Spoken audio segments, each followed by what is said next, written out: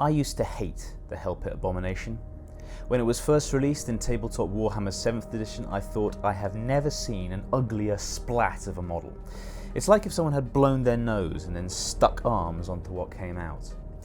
You all seem to like it though, so I asked Creative Assembly about how they put it in Total War Warhammer, and now I have a new respect for the Skaven's ugliest creation. After all, it's one thing to make a static miniature out of a formless lump, but quite another to invent the logic by which it moves. Observe, here are some pictures of said lump. Look at them and really ask, how could this thing move? In the lore, Hell Pit Abominations begin life as worms, but that's where their relationship with real creatures ends.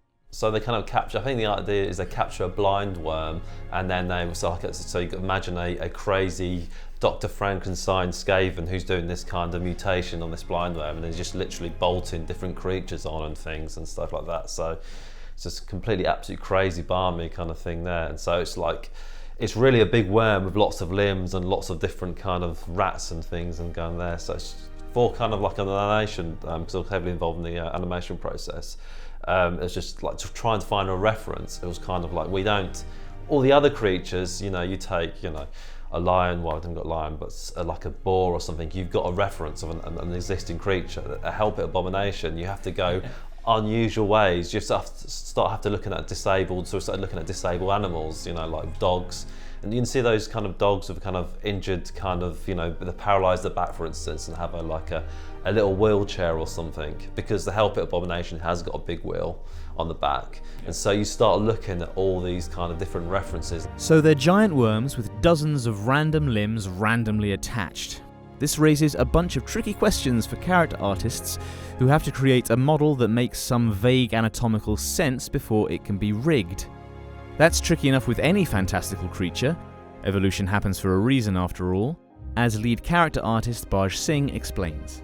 I think for the character team it was, hey, we've always modelled soldiers, how do you model a lion with bird wings? So everyone kind of had to get to grips with how the anatomy might work on something like that, especially if you've got a Hell Pit Abomination. It's like, where do you even start? Nothing in real life looks like that. So you've got to draw the line between where you follow realistic anatomy and where you kind of blend it with imagination, and that can be quite difficult to get people's heads around, especially if all you've made is samurai and samurai soldiers previously. So it's a lot of study and a lot of work there.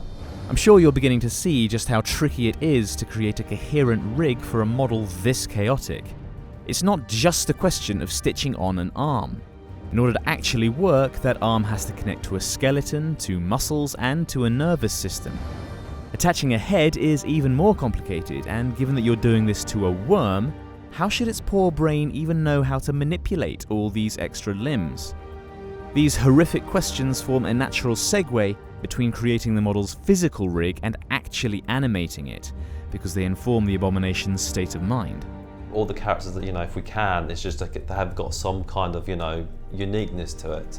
I'm thinking of another like a hippogriff where it's kind of very kind of royal kind of thing, because it's from the Bretonnian. So you want to get that kind of emotion that's well trained and whatever.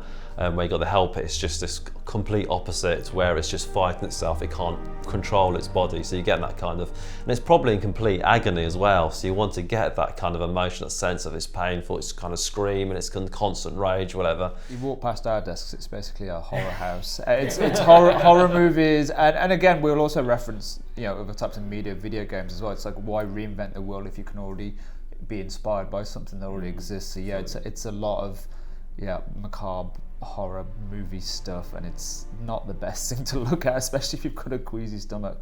But you need to know how that kind of thing works, and you need to also have that kind of balance between how you'd expect it to work and what you have to do for a game, because for a game you've obviously got limitations which you're not going to get as many of in real life, or if you're working for film, for example, when everything's pre-rendered.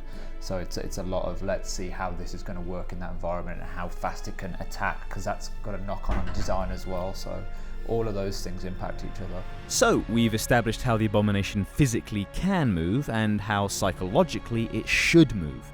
And if you think it's been a lot of work so far, trust me, we've barely started. Here's something to think about. The team has to consider what every limb is doing in every frame of every one of the monster's animations.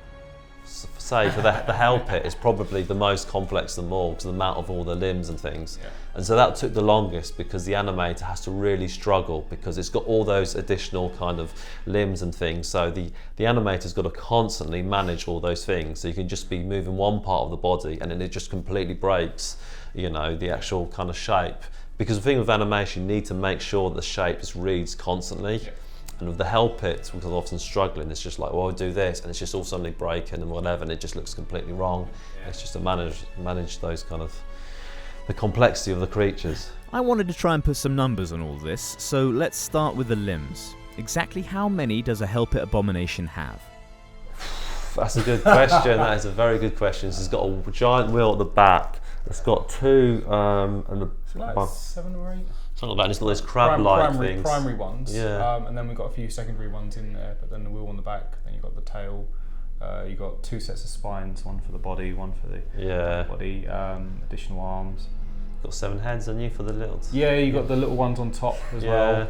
And then the main one. So there's certain things with something like that we might break down into, okay, what looks like they should be used, what looks like they kind of just need to be flapping about a bit. Okay. And if they're flapping about, then we try and make those cheap or try and use them where they're best used, and then make the most of the larger limbs. Lead technical animator Lee Dunham tells us the Abomination has 30 to 40 unique animations, not including its matchups.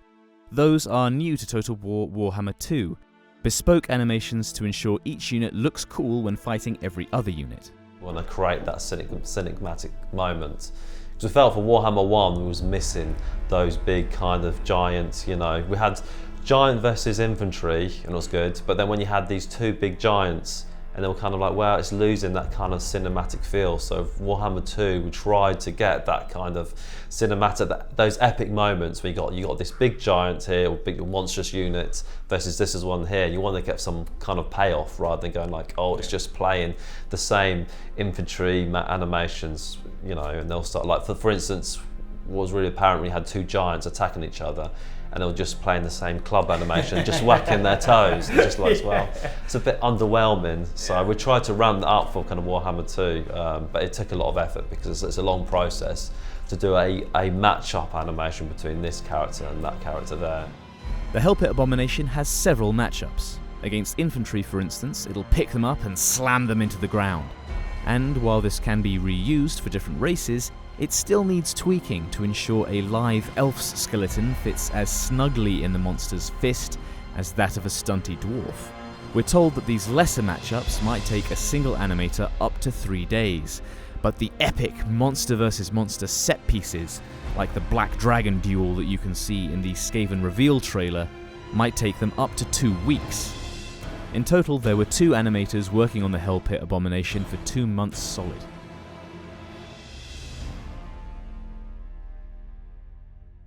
It's becoming a little bit of a cliche to say that game development is hard, but it's nonetheless true, and understanding precisely how and why that is important, since it helps explain some of the more frustrating quirks of modern gaming, like delays and monetization experiments. That being the case, I hope this has been a helpful insight into the enormous hard work and careful scheduling and planning beneath Total War's most complex unit to date. The Hell Pit Abomination is a patently absurd creature, but watch it move in Total War Warhammer and you can almost believe it exists, if in some far-flung, terrifying universe. That's one hell of an achievement. And you can learn a lot more about how Creative Assembly gave life to more implausible units in our other Total War Warhammer creature features. So check out the channel and subscribe for the plenty more where that came from. Thanks as always for watching, and until we see you next time, take care.